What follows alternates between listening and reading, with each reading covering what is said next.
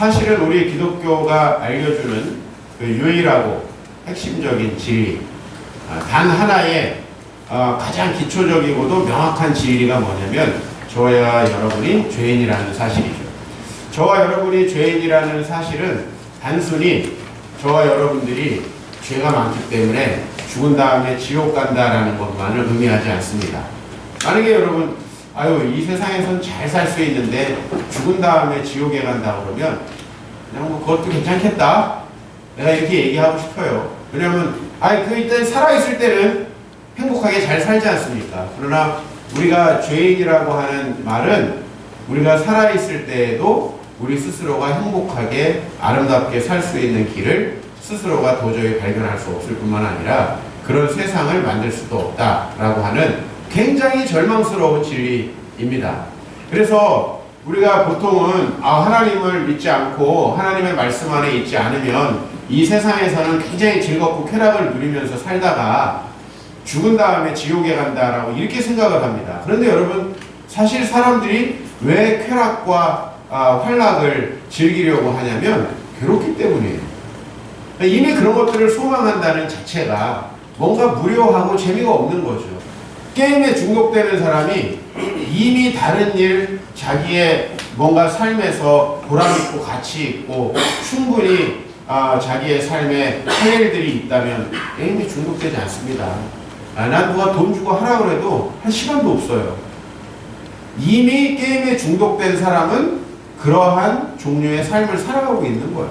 우리 아이들이, 청소년들이 왜 그런 것들에 중독되느냐 하면 이미 꿈이 없고 할 일이 없는 거예요. 그러니까 다른 데 눈을 돌리다가 하필 거기에 빠져드는 거예요. 우리 기독교의 핵심 진리는 로마서 3장 23절에 모든 사람이 죄를 범하였음에 하나님의 영광에 이르지 못하더니. 자, 무슨 뜻일까요? 이 말씀이. 모든 사람이 죄를 범하여서 하나님의 영광에 이르지 못한다는 것은 우리가 하나님의 통치, 그 말씀을 거부했기 때문에 하나님의 나라의 그 풍성한 삶에 도달할 수 없다라는 거예요. 즉, 이것은 매우 현세적인 표현이고 죽은 다음에 하나님을 못 본다 이런 표현이 아니고 이미 이 세상에서 매우 불행한 삶을 살게 된다는 것입니다. 예수님이 우리가 이 세상에선 잘 사는데 죽은 다음에 지옥에 갈까봐 오신 게 아니고 이 세상에서부터 우리는 매우 불행하게 살고 있기 때문에 오신 거예요. 자, 그런데 우리가 주님을 만나게 되면 첫 번째 알고야 되는 사실이 뭐냐 하니까 우리가 죄인이라는 사실이에요. 우리가 부족하다라는 거예요. 우리가 연약하다라는 거예요. 우리가 도저히 스스로의 능력으로는 돈을 버는 사람은 있을 수 있어요. 똑똑하게 많은 학위들을 받는 사람은 있어요. 또 자기의 삶에 나름대로 열심히 살 수 있는 사람들은 있어요. 그러나 아름답고 행복하게 살아갈 수 없다라는 거죠. 왜? 하나님을 반역한 우리에게 애시당초 그런 세상은 약속되지 않고요. 아무리 추구해도 주어지지 않는 것이죠. 그래서 이것을 우리 초등학교 아이들, 우리 태아도 우리 인간이 죄인이야 아니면 의인이야 물론 다 죄인이라고 할 겁니다. 누굴 믿어야지 구원을 받아? 예수님이라고 다 얘기를 할 거예요. 아마 정훈이도. 제가 모르겠어요. 여기 오늘 있는 정훈이 정도까지는 아직 본인이 실존적으로 죄인이라는 사실을 깨달기가 어려울 겁니다. 실존적으로 깨닫는다는 건 뭐냐면 내가 스스로 내 삶을 살아갈 수 있다. 나는 내 스스로 성공할 수 있다. 라고 하는, 난 내 스스로 아름다운 삶을 살아갈 수 있다. 라고 하는 것들을 부정할 수 있는 건데, 실제로. 아마 아직 삶을 어느 정도 살아보지 않은 사람은 이것을 경험하지 못할 거예요. 삶을 만약에 많이 살았는데도 이것을 경험하지 못한 사람은 성경에서 어리석은 자라고 얘기합니다. 어리석은 자. 이것을 교리적으로 깨달아서는 안 됩니다. 우리 아이들은 어쩔 수 없이 교리적으로 깨닫게 할 수밖에 없어요. 아직 자기 마음대로 뭘 해본 적도 없는데 뭘 실패합니까? 우리 아이들은 부모가 시키는 대로 하고 가끔의 일탈을 하는 거기 때문에 우리 아이들은 아직도 여전히 무슨 소망이 있냐면 내가 어른이 돼가지고 내 마음대로 살면 참 행복하겠지 이런 생각을 합니다. 그래서 그때 가서 되어보고 알 거예요. 그러나 우리 그렇게 교리적으로가 아니에요. 우리 성경 말씀을 교리적으로 깨달은 사람은 절대 실천하지 않아요. 그것을 실존적으로 깨달은 사람만이 진정으로 기독교인의 삶을 살아가기 시작합니다. 우리가 하나님을 반역한 죄인이라는 거 어떤 방식으로도 우리 인생에 성공할 수 없다. 여러분 스스로가. 또 여러분 이 성공할 수 없다라는 건 이런 말이에요. 뭐 높은 자리에 올라갈 수 없다 이런 말이 아니고 여러분이 적어도 여러분 자신과 또 여러분 자신이 아닌 타인들을 행복하게 할 수 없다는 말이에요. 여러분도 행복하게 할 수 없고 다른 사람도 행복할 수 없게 합니다. 나아가 우리 스스로가 동시에 약속해서 그런 세상을 만들 수도 없다라는 그런 이야기이죠. 아더 핑크라고 하는 신학자가 이런 얘기를 했습니다. 자신이 영적 파산 상태이며 도덕적으로 문둥병자이며 길을 잃어버린 죄인이었다는 삶의 경험을 통과하지 않고는 기독교인이 될 수 없다 이렇게 얘기했습니다. 오늘 굉장히 중요한 것은 그것을 그냥 인정하거나 이런 게 아니라 그렇게 인정할 수밖에 없는 삶의 경험들을 통과해야지만 우리가 비로소 기독교인이 된다. 기독교인이라는 건 예수 그리스도를 주로 모시고 그를 따르는 삶인데 사실 우리가 알고 있지만 우리의 어린 시절 또 우리가 미성숙한 시절 아니면 심지어 지금까지도 우리는 우리의 생각과 경험으로 내가 판단하고 행동해서 그렇게 살아가면 내 인생이 잘 될 거라고 하는 생각에 아직도 사로잡혀 있는 사람들이 많다는 거예요. 그것은 아직 내 자신이 영적인 파산 상태. 무슨 말이에요? 내가 파산을 했기 때문에 내 스스로의 가진 자원으로 살아갈 수 없다는 거예요. 그게 영적 파산 상태예요. 도덕적으로는 문둥병자다. 이건 무슨 말이냐면 구약시대 때 도덕적으로 불의한 사람은 문둥병에 걸린다. 그죠? 지금은 그렇지 않아요. 하나님께서 피부에 어떤 병을 주셔서 그 사람을 격리시키도록 했는데 그런 질병들을 걸려있는 우리는 겉으로는 깨끗하지만 말이죠. 그리고 우리는 길을 잃어버렸다. 주님께로 가는 우리 인생의 참된 행복으로 가는 올바른 길을 잃어버렸다라고 하는 삶의 경험. 자, 이것들이 우리 삶에 이미 나타났다는 거예요. 제가 적어도 볼 때 여러분의 삶에는 이런 것들이 나타났습니다. 어떤 사람은 심각하게 죄를 짓지 않았을지 몰라도 여러분들 내가 무엇을 하면 어떻게 살아가야 되는지 아직도 잘 모르겠다고 고백을 합니다. 그게 바로 하나님을 따르지 않는 거예요. 내가 무엇을 하면 어떻게 살아가야 될지 모르는 인간이라는 게 존재 가능합니까? 그러나 굉장히 많은 사람이 그렇습니다. 이건 뭐랑 똑같냐면 길을 잃어버린 사람이라는 거예요. 여러분 지금 어디론가 가야만 해요. 하루하루 우리에게 인생이 주어져요. 근데 내가 무엇을 하면 어디로 가야 될지 모른다. 이건 뭐냐면 내가 운전을 하고 있는데 어디로 가야 될지 모르는 거예요. 차를 멈출 수는 없어요. 운전을 계속 해야 되는 거예요. 왜? 여러분 인생을 잠깐 멈출 수 있어요? 하나님 내가 잠깐 인생을 멈추고 내 삶에 대해서 고민하고 여러분의 커리어는 멈출 수 있어도 인생은 멈출 수 없어요. 그렇죠? 근데 커리어를 멈추고 10년 지나면 늙어요. 어서 다시 길을 찾아 가는데 많은 시간이 이미 소모됐어요.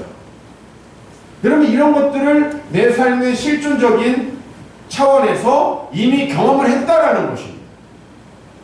반드시 도덕적으로 무슨 창녀의 삶을 살고 사기를 치고 도둑질을 하고 폭행을 하고 사람을 죽여야 도덕적 문둥병자이고 길을 잃어버린 게 아니에요. 이미 내가 어떻게 살아가야 될지 알지 못하고 내 삶을 영적으로 내가 지탱할 수 없어요. 내 외로움과 나의 허무함을 내 스스로가 채울 수 없어요. 이런 게 바로 파산 상태예요.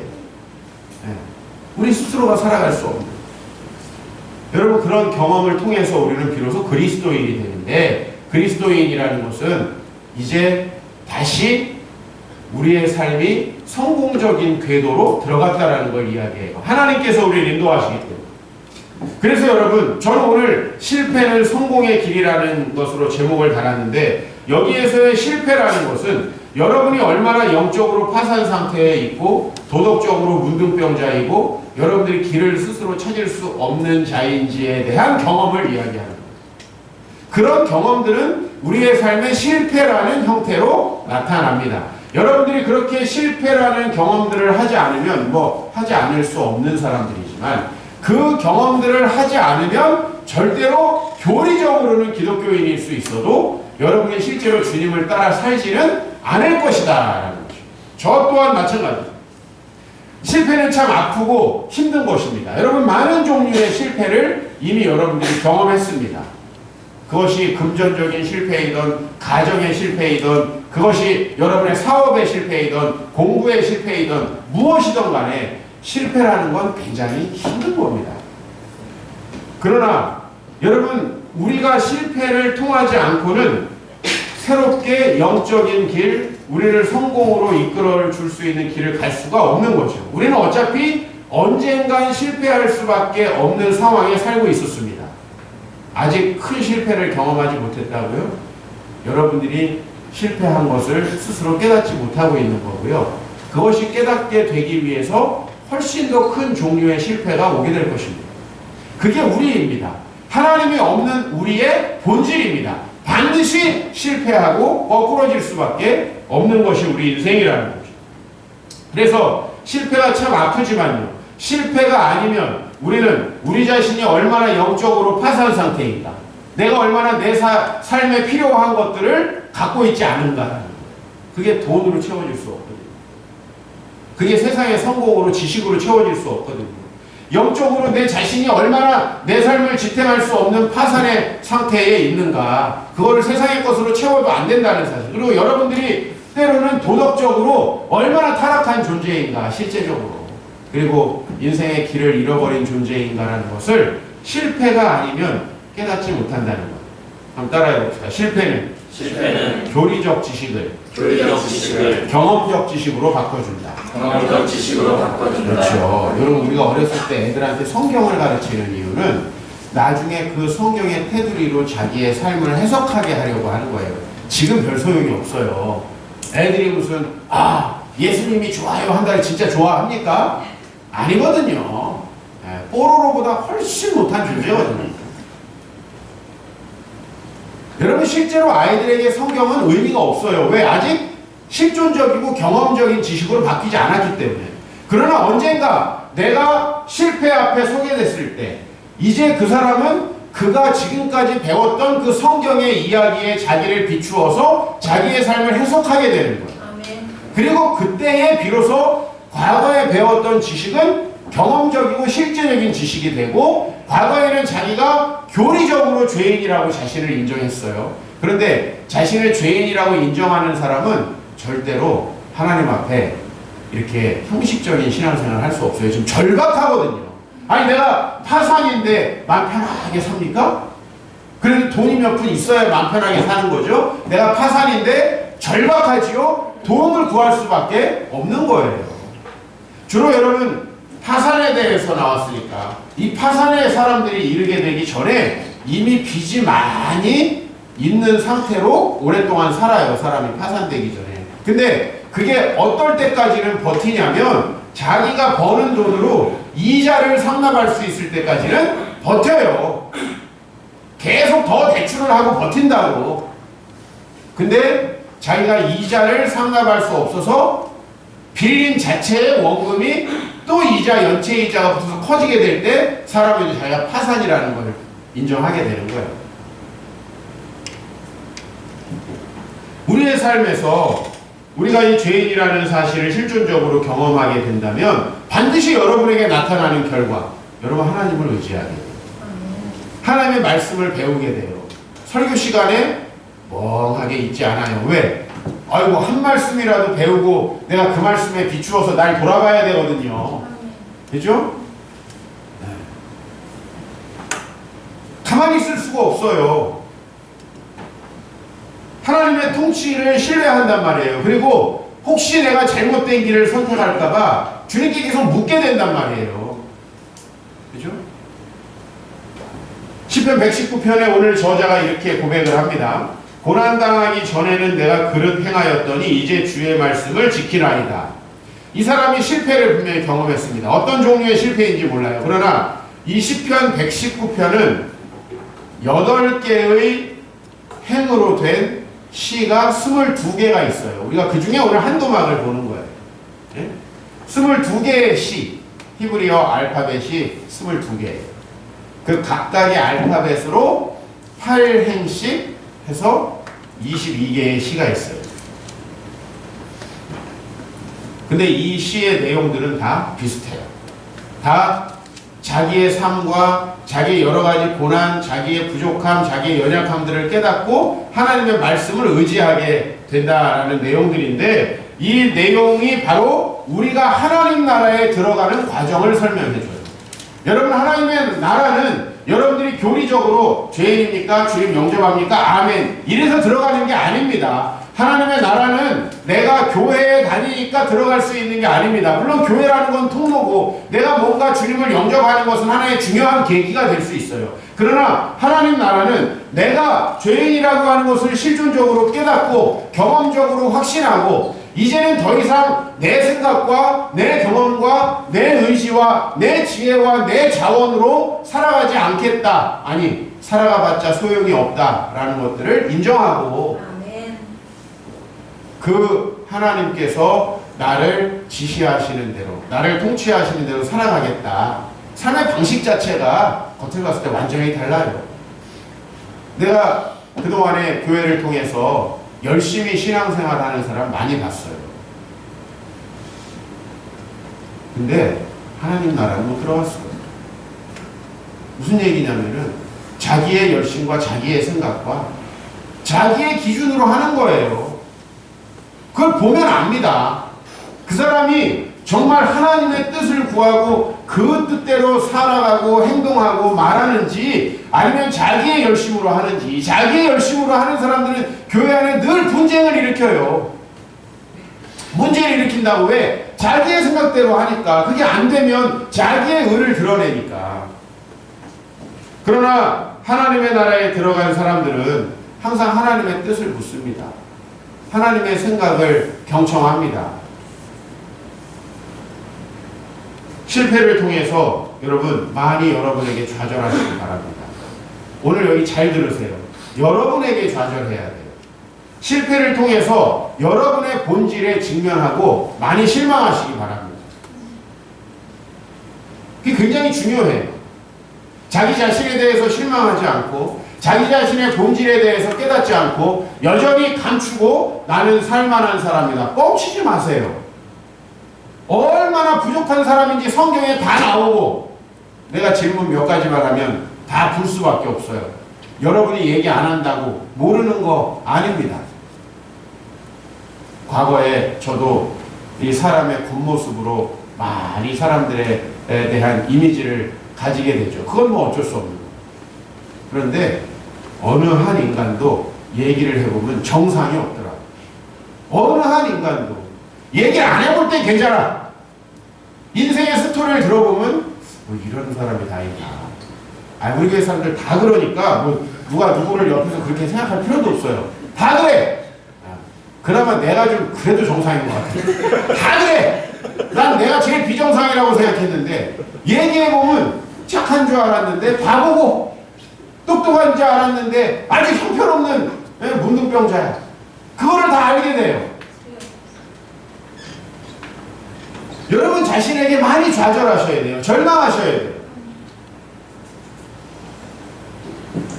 그러나 여러분의 그 실패를 통해서 여러분의 미래를 규정하는 거, 이게 사탄의 전략이에요. 아, 여러분들이 그런 존재니까 안 된다. 여러분이 그런 존재니까 나는 쓸모없는 존재다. 이게 사탄의 전략이에요. 우리는 우리 자신의 본질에 실망하고 우리를 바꿀 수 있는 예수 그리스도에게 의지해야 합니다. 아멘. 그래서 실패는 어떻게 다루느냐에 따라서 우리에게 매우 좋은 기회가 될 수 있어요. 그러면 올해 스웨덴의 남부의 헬싱보리라는 도시에 실패 박물관이라는 박물관이 개관을 했습니다. 실패는 성공의 어머니다. 이 얘기 많이 들었죠? 근데 실패는 주로 여러분 좌절시키죠. 근데 영적으로 보면 실패는 분명히 성공의 어머니예요. 여러분이 실패하기 전에, 아까 성경 말씀으로 내가 고난당하기 전에는 그릇 행하였더니, 왜 그릇 행하죠? 내 생각과 내 의지로 살아가니까 그릇 행하게 되는 겁니다. 그러면 내가 실패를 통해서 내가 그릇 행했다는 것을 깨닫게 됐을 때, 우리는 이제 그릇 행하지 않게 되죠. 여기서 그릇 행하지 않는다는 건 내가 내 삶을 살아가는 모든 삶의 결정들을 하나님 앞에 두고 하나님의 말씀에 따라 내 욕망을 실현하는 삶이 아니라 그 하나님께서 기뻐하시는 그 삶을 살게 된다는 거예요. 여기에 성공의 비결이 있어요. 여기는 그동안에 세계적으로 아주 큰 실패의 사례로 여겨지는 60여 점의 여러분들이 이런 게 있었나? 하는 제품들이 전시되어 있어요. 이런 게 있었나? 그래서 거기에는 구글이나 애플 같은 아주 유명한 회사에서 만든 제품들도 있습니다. 여러분 혹시 애플에서 양말을 만들었다는 거 아십니까? 모르죠?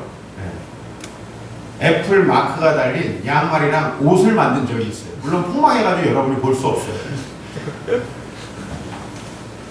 그래서 지금 애플이라는 회사가 저렇게 건재한 이유는 애플은 여러분 인터넷에 오늘 한번 찾아보세요. 애플의 흑역사 이렇게 쳐보면은 애플에서 출시했는데 우리가 한 번도 보지 못한 제품들이 쫙 나와요. 여러분 이런 것들이 사실은 있었는데 여기에 좌절하지 않고 계속해서 이런 문제들이 있구나, 이렇게 우리가 돌머리구나, 또 모여서 또 다른 사람, 다른 인재들 또 머리 같이 맞대고 만들어낸 것들이 지금의 이런 아이폰이라고 여러분 볼 수가 있습니다. 실패를 통해서 좌절하는 게 아니라 혁신하는 거예요. 이걸 영적으로 좀 비교해 보자면 여러분들은 영적으로 모든 여러분 자신의 실패를 자산 삼아서 하나님께 나아와야 해요. 성경의 모든 성공한 사람들은 다 자신이 얼마나 부족한 자인가를 인정한 사람들이에요. 오늘 제가 말씀에서 예배를 시작할 때 시편 51편을 여러분에게 읽어드렸어요. 누구의 고백이냐면 다윗의 고백이에요. 다윗이 이 정도로 내 죄악을 씻어달라고 기도할 정도면 여러분들은 완전 쓰레기잖아요. 아닙니까? 아니 많은 여자분들이 가늠한 사람이라고 막 다윗을 욕하는데 여러분 가늠에 곱하기 한 1000한 사람들이에요. 다윗을 욕할 게 아니라고. 네? 왜 가늠만 그렇게 나쁜 죄로 봅니까? 이번에 제가 다녀온 우리 시애틀 타쿠마 지역에 아마존이라고 하는 세계적인 기업이 있습니다. 그 본부가 있어요. 그 아마존 CEO가 실패와 혁신은 쌍둥이다라는 말을 했는데 제가 오늘 여러분들에게 그 말씀 드리고 싶어요.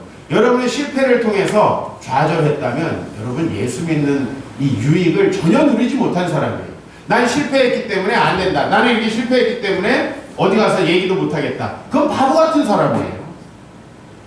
이왕 실패했으면 실패를 통해서 뭐가 잘못됐는지 배워가지고 더 좋은 걸 내놔야 될 거 아닙니까?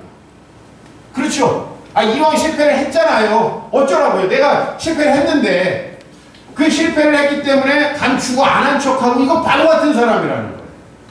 내가 왜 실패했는가? 왜 그런 문제가 있었는가?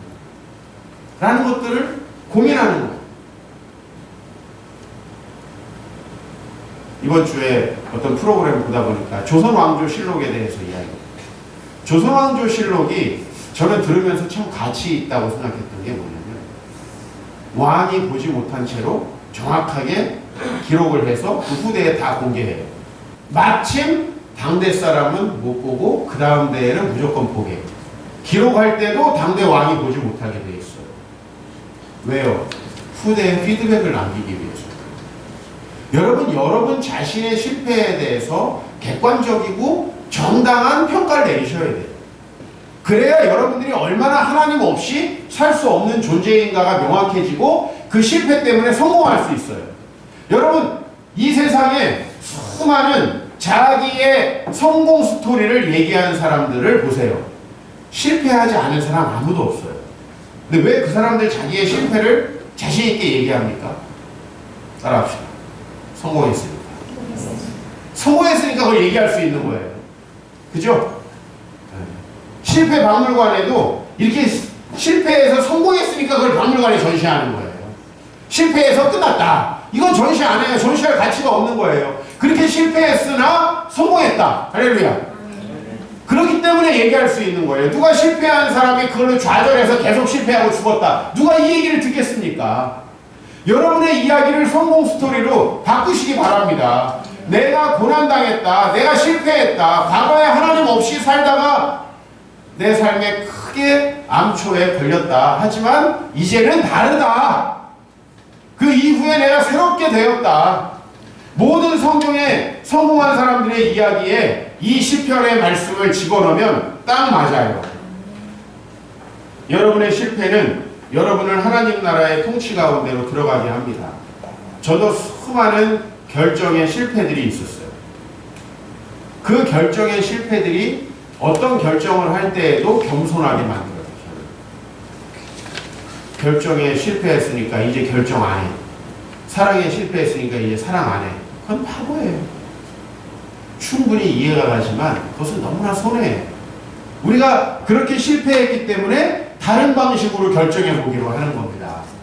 내가 실패했으니까. 목회에도 많이 실패했어요. 그렇기 때문에 다른 사람 이야기에 귀를 기울이는 거예요. 내가 만약에 스스로 아직도 내 고집을 가지고 있다면 다른 사람 이야기를 듣겠습니까? 내 지식이 부족하다는 걸 알아요. 그래서 책을 읽는 거예요. 왜 우리는 실패를 반복합니까? 실패를 인정하지 않거나 아니면 실패를 통해 좌절해버렸기 때문이에요. 난 그걸 못하는구나. 아니에요. 하나님이 여러분에게 실패를 주시는 건 그걸 통해서 주님께 나오게 하시기 위함입니다. 성경의 모든 위인들은 실패를 통해 성공한 사람이에요. 아브라함이 결국은 아브라함의 인생을 잘 보세요. 저의 하나님의 일하심이라는 책에 이런 내용이 자세히 나오죠. 모든 사람은 실패했던 사람. 임신하지 못하는 아내를 얻어가지고 자식도 없이 이방 땅을 떠돌았어요. 그렇죠? 그런 사람이에요. 야곱은 20년 동안 일했는데 임금 한 푼 받지 못한 바보입니다. 열정페이도 못 받은 사람이에요. 굉장히 자기 스스로가 똑똑하다고 생각했거든요. 야곱의 이름이 무슨 뜻이에요? 얕다라는 뜻이에요. 실제로 바보라고. 그거를 자기가 삼촌에게서 깨달은 거예요. 아, 나는 바보구나. 아이고, 사랑이 뭔가 하고 하다 보니까 한 14년 날렸어. 돈도 못 받고. 아이, 사랑에 눈이 멀어가지고, 야, 결혼하게 해줄게. 그래도 14년을 부려먹었어. 얼마나 바보예요? 근데 초당 가서 좀 미안하겠지만 얼마나 바보예요? 스스로 혼자 똑똑한 거예요. 그죠? 요걸 뭐라 그래요? 헛똑똑이라고 하죠. 복 받아보려고 형 속이고 아빠 속이고 막 털 붙여가지고 막 별짓을 다 했는데 가보니까 나이 들어 중년에 돈 한 푼 없어. 여러분 세상에서 살아가는 사람들을 보세요. 정말 가게에서 돈 10,000원 깎으려고, 그죠? 다른 사람한테 손해 안 보려고 그냥 저번 주에 내가 얘기한 매천한 테이커가 되려고 엄청 머리를 굴려. 나중 보면 자기 하나 먹고 살기 힘들어. 이런 사람이 얼마나 많습니까? 네? 야곱 그런 사람이. 요셉 형들에게 팔려서 아주 비참한 청년기를 보낸 사람이에요. 사무엘의 엄마, 삼손의 엄마 모두 불임이었어요. 지금 우리에게는 위대한 영적 지도자의 어머니이지만 모두 불임이었단 말이에요. 다니엘은 어렸을 때 나라가 망해가지고 팔려왔어요. 다른 나라에. 우리나라로 말하면 병자호란 임진왜란 때 태어난 사람이에요. 나라가 망해가지고 팔려갔다. 모두 실패했는데 왜 이 사람들이 나중에 히브리서에 나오는 성경의 위대한 믿음의 선조들이 되었느냐? 그 실패를 통해서 이 사람들은 아는 거예요. 내가 하나님의 말씀에 순종하지 않고 그분을 따르지 않으면 안 되는구나. 그래서 그 결과로 나타난 게 뭐냐면, 아유, 세상 사람들이 봤을 때 좀 이상한 거예요. 다른 거예요. 뭔가 우리와는 다른 방식으로 살아가는 거예요, 이 사람들이. 그거는 뭐냐면, 그래야 되는 게 아니라 이들이 자신이 실패한 자라는 걸 인정한 증거예요. 실패한 자라는 걸 인정하니까 그렇게 살게 된 거죠. 베드로는 언제 자기가 죄인임을 고백하고 주님께 나오게 되냐면 고기 잡는데 실패하는 날. 고기 잡는데 실패하는 날. 삼손은 언제 하나님께 비로소 나오게 됩니까? 머리가 깎이고 힘을 잃어버리고 있어요. 뭘 알게 된 거예요, 그때? 아, 하나님이 없으면 나는 정말 아무것도 아니구나. 네? 하나님을 기복적으로 믿지 마세요.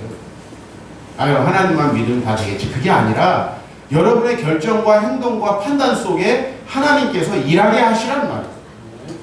여러분이 시간과 물질을 사용할 때 하나님이 기뻐하시는 방식으로 사용해 보란 말이에요. 제가 여러분을 보고 남들이 여러분을 볼 때, 아유, 참, 머리 굴리고 있구나. 참, 어떻게 하는지 내가 딱 알겠다. 이게 아니라, 네? 제가 여러분을 볼 때, 아, 참, 이해가 잘 안 된다. 야, 어떻게 저렇게 살아갈 수 있어? 이런 세상 사람들이 우리를 볼 때 그런 존경의 마음이 있어야 돼요. 네? 야, 저 사람, 야, 저 정도 공부하고, 저 정도 세상에서 실력을 갖추고 하면, 충분히 자기 이속을 챙길 텐데, 다르게 살아갑니다. 그죠? 우리 어떻게 그렇게 다르게 살아갈 수 있는 거죠? 어떻게? 내가 실패한 자라는 걸 인정해야 그렇게 살아갈 수 있는 거죠. 안 그러면 사람은 절대로 자기의 생각, 자기의 틀을 바꾸지 않습니다. 성경의 위인들은 다 실패를 통해 하나님을 배운 거예요. 그러므로 이들의 실패는 성공의 길이었습니다. 맞습니까? 하나님의 통치를 따라 살아간다는 것을 살아야 한다는 사실을 그들은 경험적으로 이해한 거예요. 아, 내가 정말 가진 게 없구나. 내가 정말 도덕적으로 무기력하구나. 라는 걸 스스로 알게 된 거예요. 그러니 하나님을 정말 바라보면서 그분이 날 인도하시는 게 때로는 이해가 되지 않습니다. 그분이 나에게 가라고 하는 길이 때로는 이해가 되지 않습니다. 저도 이 길에 오기까지 매번 하나님이 나에게 말씀하시는 길이 이해가 잘 안 갔습니다. 저만 이해가 안 가는 게 아니고 주변 사람들이 다 이해를 못 한다고. 넌 왜 그런 길을 가니? 이해를 못 한다고. 그런데 저는 저 자신이 얼마나 부족한 자인지 많은 실패를 통해서 제가 여러분들이 볼 때에는 실패 안 한 것 같을 거예요. 제가 가정이 깨졌습니까? 제가 대학을 떨어졌습니까? 제가 사업을 실패했습니까? 제가 암병이 걸렸습니까? 반대로 좀 물어봅시다. 꼭 그런 게 걸려야 깨닫습니까? 불행한 거예요. 저는 그거 아니어도 충분히 제 자신이 얼마나 부족한 자인지 깨달을 수 있을 만한 경험들이 많았습니다.